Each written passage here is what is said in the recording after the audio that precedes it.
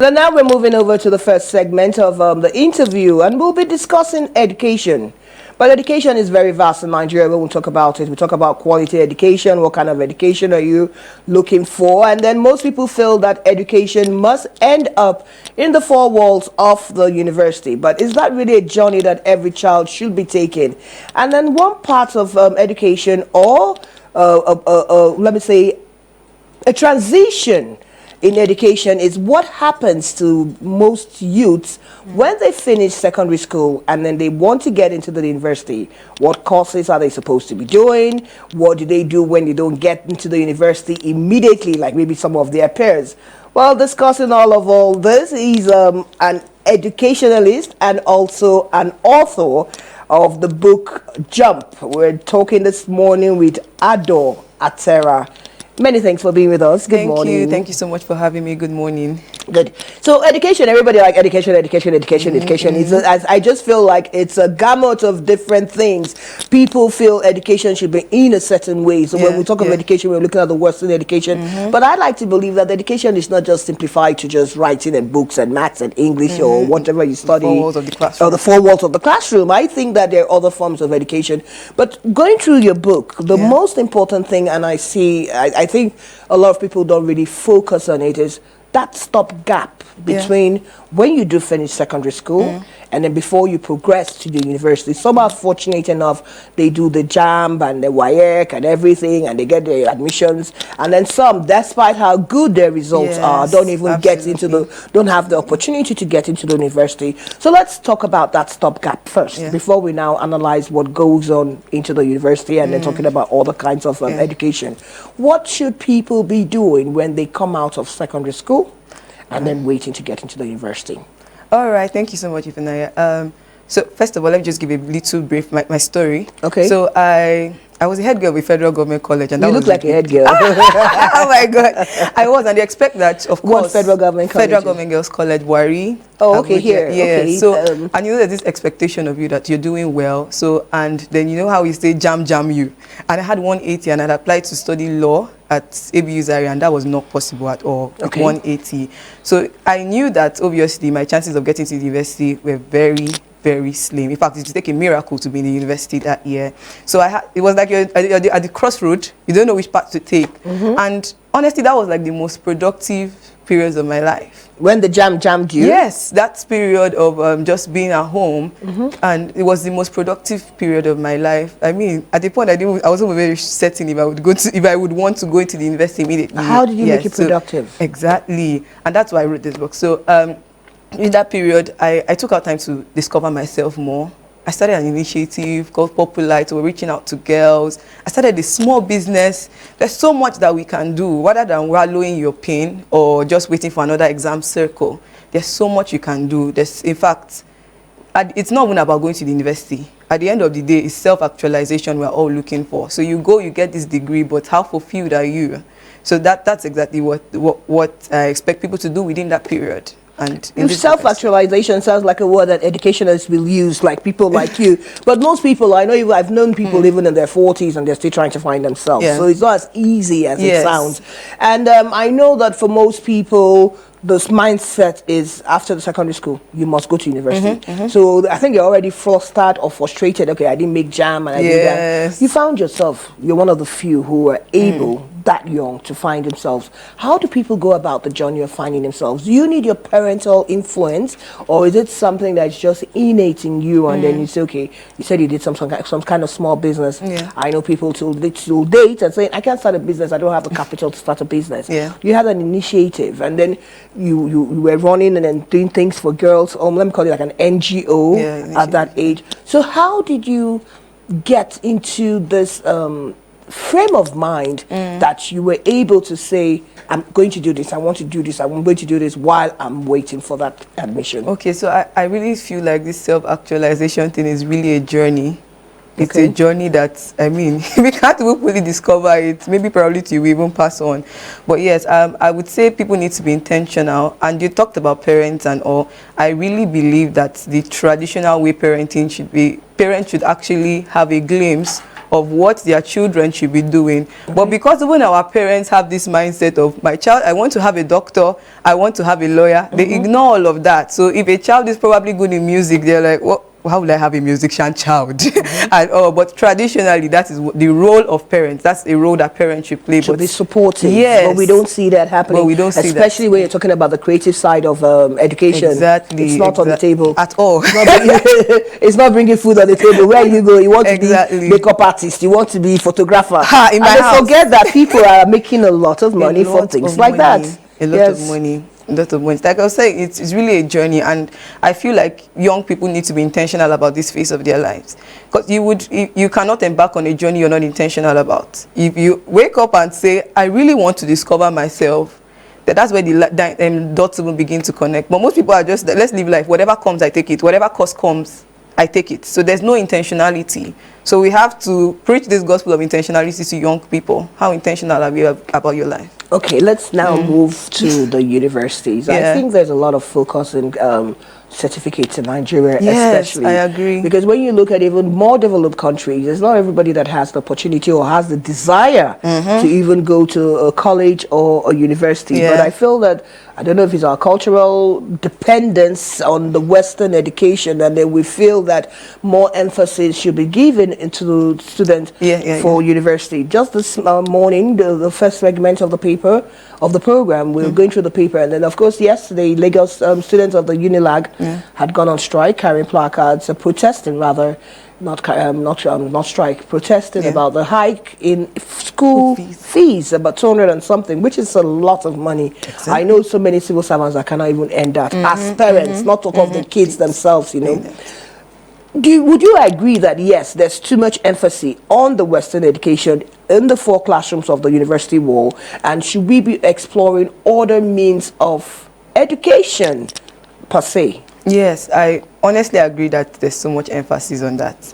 But I feel like this is a dicey situation. So I'm very careful not to say don't go that way. Okay. Because that's the society we are. At the end of the day, they will still ask you for your certificate. So I'm like, there should be a balance to this thing. So I, like I said, that's why I said it's dicey. So I don't want to say don't go to the university, don't get a certification, because no matter what you do, someone will wake up one day and say, this person didn't go to school, she shouldn't run for office, she shouldn't do this. There's so much. So I would say, since we still live in a society that is conscious of this, go. However, that's the emphasis. It shouldn't end there. It shouldn't end there. You should be open to exploring other opportunities, honestly. So like I would really say, sorry? Like what? Exploring opportunities? Okay, like I said, the business part of it. So even if you're going to be a makeup artist, right? Like you had mentioned, the makeup, can we just have a certificate? Can you, and in this book, I also try to have people see that it is not just the regular courses. So there are courses that relate to this, to the path you want to take. For instance, I didn't even know that there was something like spa management. Like people go to read spa management, people go to... Are there courses like that? Yes. In Nigerian universities? Not Nigerian universities. You're joking. I wanted to not that. Oh, so I was like, so there are courses like this. I wanted to people go to university to read fashion, and I'm like, we need to, I really hope that we get there, that our future in the future, rather, we take such courses, we accept them as normal. So people do not have to say, okay, I'm going to read biochemistry and I want to be a makeup artist. So I really just hope that we get there. Now, talking about that, do you think there's a need for us to revamp our curriculum? Because I find, okay, you strongly agree. You can't even wait for the question to land. You know why I say so? Because I strongly find it very, I read sociology in school, right? And truly, other than I know that sociology is the study of society, I can't really I haven't applied it to anything I'm doing of recent or anything I'm using to make income. And I feel shortchanged because when I talk to certain people, they say, I'm doing business. And I'm like, oh, wow, you're business inclined. I wasn't trained to be business inclined. And I find a lot of young people are not trained to be business inclined. We go to schools, we read all these bogus courses and big names, and we don't have entrepreneurial skills that are even taught to us from the get-go. So everybody comes out feeling we must get that white-collar job. Everybody's waiting for the government to give you a job or a private sector. But people don't, you find lesser people coming out from the university to say, when I come out, I want to be self-employed, I want to employ people. We don't have that mindset. Do you think it's our curriculum that's the thing that's hindering us from viewing life in a proper way, especially when you talk about courses about spa management, yes. but I know that the cheapest spa in Abuja is 10,000 naira. So if you're doing 2-3 people in a day or three, you're making an average of between 20 to 50,000 per day. Exactly. And people that earn 30 days at the end of the month salary don't even make as much as you. So there's the money is there. It's hiding. But our curriculum is not helping us show. That's my thoughts. But you, of course, you're the person in the education field. So what do you think? So I think we have made efforts in terms of equipping young people with entrepreneurial skills. At the point, the university system, so we have GST courses that entrepreneurship. That you do only once. Yeah, well, some people say their efforts in even thinking about it. So yeah, because I heard that you do it maybe in either in year 2 or year 3. Second year. Yeah, but it's not like it's a continuum. No. It's like how you do my era. That was donkey years ago. We do I think JS 101 or so. So it's like that's 101. You just pass it and then that's the end. Yes, but I'm still even glad that it was thought about. Okay. I'm still glad that they even took the initiative to say, okay, these people need entrepreneurial skills and all. So I won't commend their efforts for even making, for even doing that in the first place. But for our curriculum, definitely, our curriculum is just adopted and it's just like, I call it copy and paste. So we do not, it's not indigenous. So the curriculum is just, okay, what we got from this university, let's just give it back. And it doesn't suit our society, truth be told. So it can't work here. So we need a curriculum overhaul, definitely, if we want to change the educational system. All of it needs to be changed. And I know this takes a lot of policies and all. So I'm like, before we get to that stage where we can influence policies, let's do the little that we can do. Which is very important. And then in part of your book, part of the things you talked about was choosing the right course. Yeah. How do people know the right course? I was one of those few who, my parents didn't really care what you wanted to study. Yeah. You know, you just pass and then say, I'm going there, I got admission for this, and then you go and study. But I know there are people that come from families where the parents dictate what you want to be. You want to be a lawyer. Meanwhile, this person can have a conversation with 2 minutes and then not stutter. You know, you want to be a nurse, you can't stand the sight of blood, and then your parents are pushing you to do that. No, later on you will jack by, you go out of the country. So that's a career projection. I suppose whether the person is even mentally and physically capable to do that courses. We see people that say, oh, your father is a doctor, so you must be a doctor. It runs in the lineage, you know, you can't come and break it. And at the end of the day, we see people that just to satisfy, they end up going to those schools, doing those professions, but come back and then be what they want to be, which I feel is a wasted time. Why waste 4 years or 5 or over 6? So how can people go about choosing the right courses that they want to do? Okay, first of all, I think we need to debunk this professional costing. That we need to do a professional course, or this course is marketable. Because truly, I had that back and forth as well, because we're trying to ensure that, okay, this one is, you are sure that you get a job after this. So first of all, in your mind, you need to debunk all of that, that there are certain courses that would make you successful. At the end of the day, success is not even in the course you study. There are a lot of people who probably do not even have that course, that's marketable course, that are very successful and have actually attained that level of self-actualization we talked about, right? So in my book as well, I had written a story of my friend. So I noticed he's very creative, rather, extremely creative. But here we are, we had this guy coding. And I knew he was struggling with computer science. And then when we see assignments from mass comm, he's excited and he knows what to do. And remember, I had a conversation with him, and he wishes he was the one doing all of this assignment that other people are probably stressing about. He would have done it with so much ease. Because that was where he found his calling. I actually feel sad for him because I can imagine. He spilled because he couldn't cope. He had an extra year. He had to come back. Because computer science was tough for a creative, someone who's very creative. Music, his drawing, his painting, and then you have him code and sit down and be constrained to a system and just stay there morning till night. No, it couldn't work, and he ended up. So I'm like, First, and of course, his parents wanted computer science because computer science, IT is the future. I mean, it sounds so good. Yeah, but you can do arts with IT. I mean, society is evolving. Our parents will see it that way. Go and do computer science. that is, they wouldn't say it that way and say no. They wouldn't say it that way. They want you to have a certificate that says you have a degree in computer science. So, going back to to that. So, first of all, the first thing you should do is debunk the mindset that there are certain courses that are marketable or make you fulfilled in life. Secondly, that's why it's really important you discover yourself early, discover your interest early, and that's why we talked about parents, right? This is the responsibility of parents to know, okay, I've noticed this child likes this, I've noticed this child has an interest in this. No, you should do this. That's parents should actually guide and not impose. But now we have parents who impose and do not. No, that's how parenting should be. That's how we were brought up. Yeah. They impose. So yes. I don't think that, maybe let me use my era now. So my parents had imposed, or parents of that era imposed. So we too learn that you must impose, because we feel that imposing what your child should be is kind of giving directions to what. Well, and is that too much directions, right? And it hasn't. Where has it brought us? Where has all the imposing brought us? I've heard of people that go to drop their certificates for their parents. So where did that, to what end at the end of the day? Okay, so building quality relationships is also part of your book. And then I know that relationships make you, in the sense that you're only as important as your net worth. Exactly. So if you have good quality friends around you, it would help one way or the other. But how can we build those kind of quality relationships? And it's not just enough to build it. How do you start to identify it first and say, okay, this relationship is a quality relationship, I need to build on it, I need to develop it, and then see, how do we identify those kind of relationships, whether it's relationships with our parents or relationships with our peers, relationships with our superiors, with our lecturers? How do we identify the relationships we should be building and keeping? Okay, so relationships is value, right? It is value. So have you identified that person that is valuable to you? And of course, it should also be a valuable person.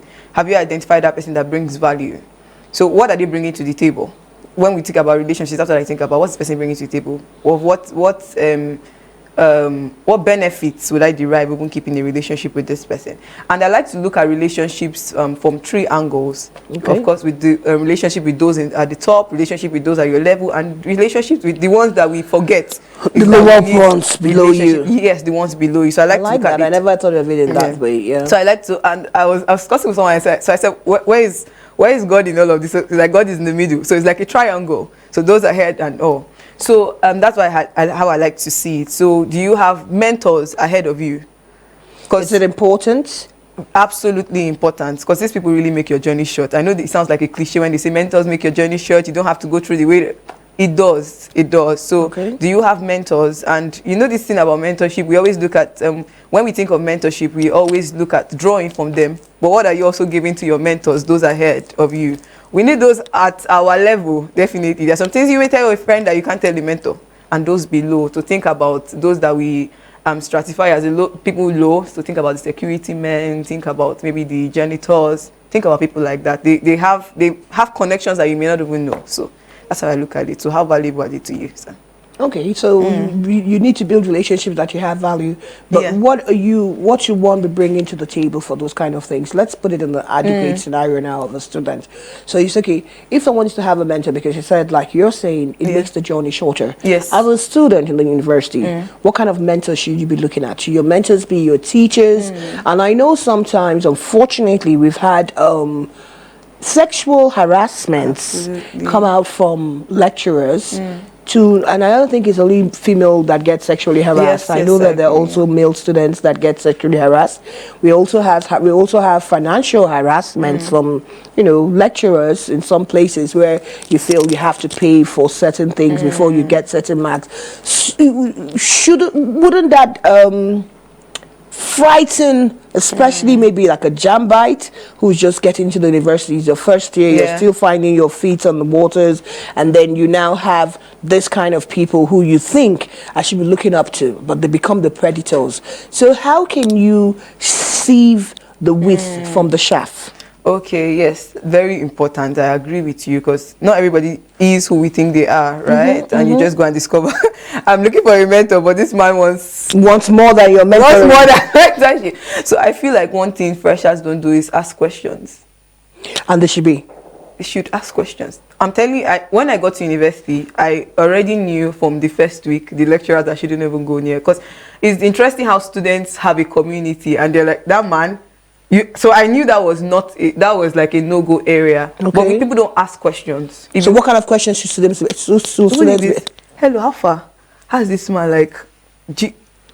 Everyday questions. Exactly. Okay, so when you have, do you think this man is open to questions after classes? It's questions as simple as that. You're not going to say, does this man no, just questions that could give you an idea of the kind of person these people are. So trust me, if you do that, a very little investigation, and not everybody is after that. So people should also have the mindset that not all lecturers are looking for something. Not all lecturers, some actually want. In fact, people don't go walk up to them, so they are excited when that one student comes. I have a very good relationship with the deputy vice chancellor of my university. People don't go there because, I mean, why are you going to a DVC's office? These people are like the gods. But no, so I got almost of the resources I had in school were from him. And he, how is this course going? Like, do you need this book? I got it. All old books that I know I wouldn't find in the library. I got it from him. Why? I just asked, how's this man like? Fine, and that was it. And I knew it was someone I should build a relationship with. We have a very great relationship now, but I asked the right questions and I went after what I wanted. So that's the pillar of the triangle. Then the middle in between, because that's where people lose it. And I feel that your first 2 years in the university are very, very vital, very, very important. It can either make you or mar you. And we've seen like cultism in Nigerian universities. It's not a hidden story. We know that happens. And then they go head hunting in your first year and your second year. And your first year, you're still a greenhorn. You're still vulnerable. So we're talking about that middle part now of the people on your peer. Yes. How can students identify and also know the red flags to say, oh no, Ron, this is not as cozy or as glossy as it seems. How do you stay safe within that your middle class, within your peers? Okay.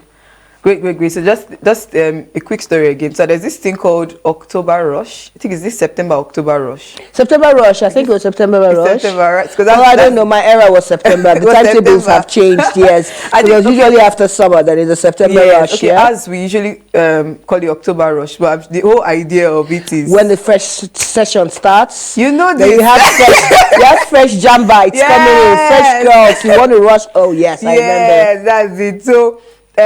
That there's no that period of the guys are going after this girls that are very naive and all. So I'm glad that we get to talk about this before then. So you already know what to expect. Okay. So when you will notice that I don't understand this guy's movement around me, probably you're just about to be a victim of October Rush and all. Okay. So like I said, talked about value. It's really not too hard to know people's values. People expose themselves through speech, through actions. It's very easy to tell these things. So switch something as, okay, we could hang out this time, and you know that's maybe not a very good time. That's already them reviewing themselves. So please watch out for patterns, watch out for speech patterns, watch out for their actions, and you could know that this is not. And and another set of people in university, when you know these ones that are very serious, they're already up in class. It looks like they're always in class.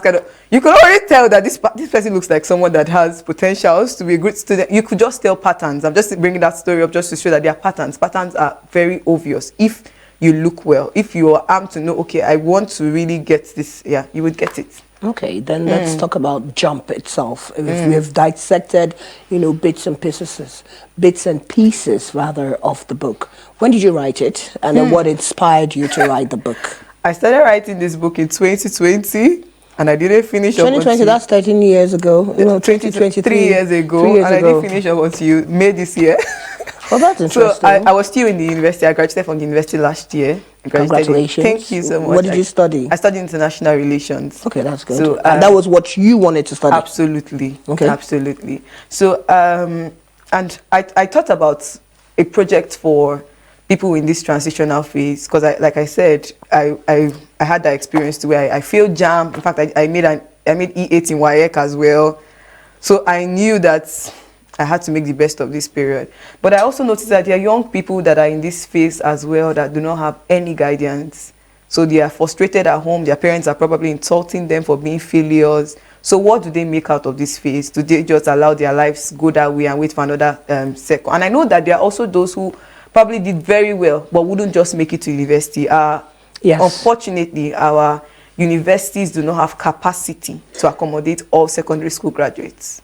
Unfortunately, it shouldn't be. And how many parents can afford private universities? The fees are ridiculous. Ridiculous. You cannot. How many? Yeah. Just a quarter of Nigerians can. Yeah. So I thought about these young people. How do they feel like this is the end of life for them because they are not in university? And I know the pain of seeing your mates just go ahead, and it feels like your life is just what am I making out of life? So I thought about these people, and I said, okay, let me put a resource for them to guide them at SS3 students, freshmen in the university. What can I do to just ensure that they have a good transition? So that's why I put this book together. Have you taken it to the Ministry of Education? Because I think you should. I will. Funny, I haven't launched yet. Okay, so you haven't launched the book yet? I haven't launched yet. When do you intend to launch it? I intend to launch next month, but I could start pre-orders. I'm starting pre-orders by the weekend. So when you say pre-orders, what do you mean? Okay, so I'm going to release copies next month. Okay. People who want to have these resources can pre-order them online. Okay. Yes. Okay, so let me give you some tips. So Amazon, are you exploring putting it on the internet too? I know Amazon can do that for you, and people can buy ebooks and read. Yes. And I think this is you filled up a gap that it's a big gap. Yeah. It's there, but we just don't think about it. That's transition stage and we know that there's so many people that are in that space in between getting admission to the university and when you finish secondary school. And I'm actually thinking, because I have a young lady that lives with me, and like most parents, they just finished their WAEC, and you know the strike, so it has kind of destabilized the calendar. Exactly, the calendar is disrupted. So, they're trying to quickly wrap up this batch so that they can move, and then the other people that had just graduated can move in. So I know that most people try and do skills now. So once they're home, it's okay, now go and learn sewing skills, or go and learn how to bake, or go and learn. Are these skills actually necessary or good at that period? Do you think that parents should be encouraging their children? So if you can get into admission, go learn one skill, because I'm one of those believers that even when you do have your degree, you should have some kind of skill. It comes in handy, at least no matter what happens. If you can't get a job immediately, your skill can put food on your table. So do you think this phase too, parents should be exploring the option of learning a skill? Yes, they should. I am certified from the Women's Center for Development. So after secondary school, I had always had an interest in making beads and all. Yeah, I have one as well. So I went there and I got a certification in beads and jewelry design. So how do people do it? If people want to do, they just walk into the Women Development Center? Yeah, but it's paid though. Expensive? Government paid, affordable?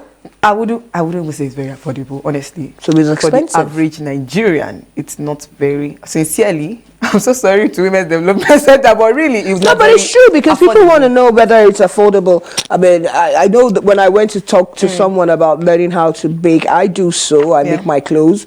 And when I was thinking of adding another skill, and then, okay, you want to learn how to bake it, looking at 150,000, and I'm like, how many cake am I baking that I'm going to do?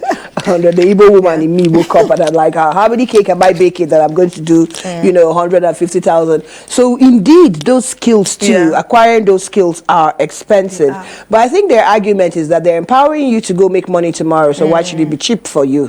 That's not a good thing, right? But I'm glad that there are NGOs and initiatives that make skill acquisition a little. Some do it for tokens, some won't totally free. Those are options to explore. And I tell people, you could just walk up to this initiative. So I'm this. This is the phase I'm in. What can I be a beneficiary of this thing? So, and beyond that, in gap years, I just opened the book to just bring out one. Please go ahead. One point that I feel people do not overlook rather in this gap year. So, beyond the skills, so I haven't had to study business here as well, so learning skills. So I'm also particular about not just the traditional skills that we know. So the traditional skills we know is sewing, go and learn how to sew, go and learn how to bake. There are other skills. The world is evolving.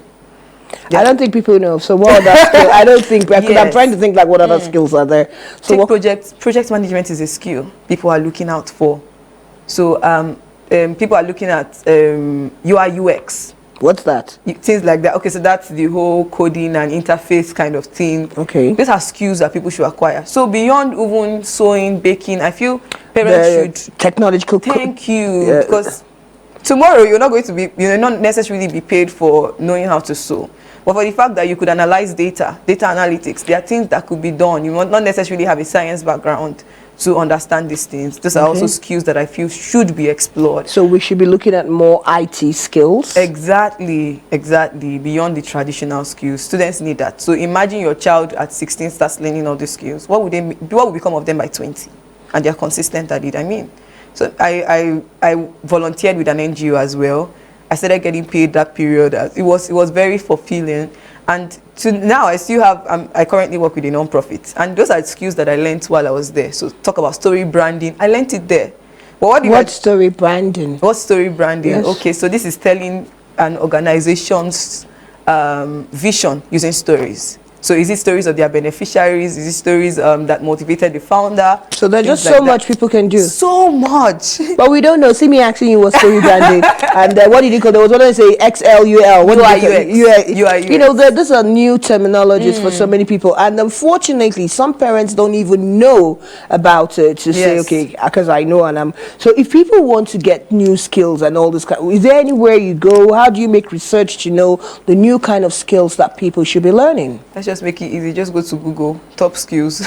Let's just okay, skills, so that's top it. Skills, that's it. So once you just go top skills, future skills, it guides you. Like lots of options. In fact, so many options that you will have a hard time even choosing. But yes, it's as easy as that. And another thing that's really on my heart to say people should do during their gap year. I know we talked about the self-actualization thing, but I feel like people need to discover themselves, and discover yourself is a thing. It's not just reading here. It's something to do during your gap year. And those were one of the things that I also did that influenced my choice to read international. I wanted to be a lawyer. I said if it was not law, I'm not going to the university. There's no other course greater than law. Black and white is what I'm supposed to be wearing in my life. I did all of that. But during this period of just really finding myself, I mean intentionally finding myself and knowing that I have a purpose that I ought to fulfill. I was young. I was about 16 or 17. But I knew that I was not just made to be here to occupy space. So it was one of those things I did. That's what even led me to go to that NGO to just volunteer. So now I read international relations and I see how the dots connect with development space and international relations. But so the law for the dream for law died that period. So that's one of the things that parents should even help their children do. Even if it's getting them a coach, get them a coach to know, okay, let them sit with this coach or this mentor and talk about their lives. Don't just give them skills. You want to give someone the skill that doesn't even know the use. Help them build their self-esteem within that period. So in my book, I also wrote steps to take to build your self-esteem and all, because you will be going into big places. But what if you're not ready? What if you don't feel worthy? So how do young people build their self-esteem? I feel like I've discussed all of this. I've discussed all of this here. First of all, you can't even build your self-esteem if you don't even know you have a self-esteem problem. Many people don't even know. But I love this, because when we talk about self-esteem, I know people say you can be confident, and then when they see the way you speak or your command of language, but there are people who are very confident. They might be shy. Naturally, would you say someone who's shy or someone who's quiet, it's not confident, or someone who's very vocal is very full? Sometimes I find very loud people I think they're hiding under that loudness, their insecurities. So how would you, what are the factors you would look at and say, oh, this person is very confident? Because I hear sometimes when I say, you're a very confident woman, and I'm like, okay, what are you looking at? Is it because I'm speaking English, I'm shouting, or, what exactly would you say are the things that people should be training themselves towards to be able to be confident? What skills? Is it innate? I think that's the confusion. Is it something that you're born with? You're innate, you're naturally confident? I do not think it's a natural thing per se. I do not think so. And I feel like building self-esteem, self-esteem is a mind thing. It's not even the outward expression. Self-esteem is inside. Okay. We speak with a lot of young people. They may look very confident, but just what's your dream? They don't have dreams because they just believe that I shouldn't be dreaming. I'm not worthy of dreaming. So it's an inward thing, but yet maybe that's that girl or that boy, maybe the one that is the loudest, and I wish I could speak this way, but no. So self-confidence, self-esteem is really a thing of the mind. It's a mindset. It's inward. We can't even see it. But still, we really sit down with people and even have conversations. Then we see that this person has a self-esteem. I agree that some pointers may be not even being able to speak before people. Those can be some pointers. Do you understand? And also, when you this self-esteem thing I feel like it's a lot. It's a whole lot. It's plenty. It's plenty indeed. And even also, you know how people just want to be deaf. You want to jump on everything. That's even self-esteem problems. But we may not see it. So these are pointers. So okay, this person just wants to be everywhere. These are pointers, but it's an inward thing, like I said, and it takes a lot to dig out these issues. Okay, so you're launching next month. I'm launching next month. I'm launching on the 16th next month. On the 16th of October. Yes. Okay, that's nice. Are you inviting us? Definitely.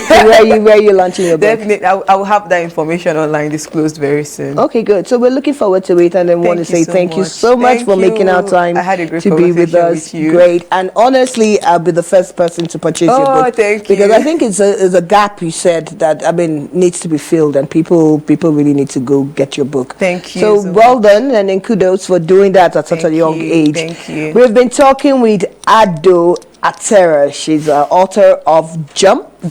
I got it. She's the author of Jump and also an educationalist, and of course international relations student, a scholar rather. Yeah. Thank you for being on us. Thank you so much. Thank you. Had a great time.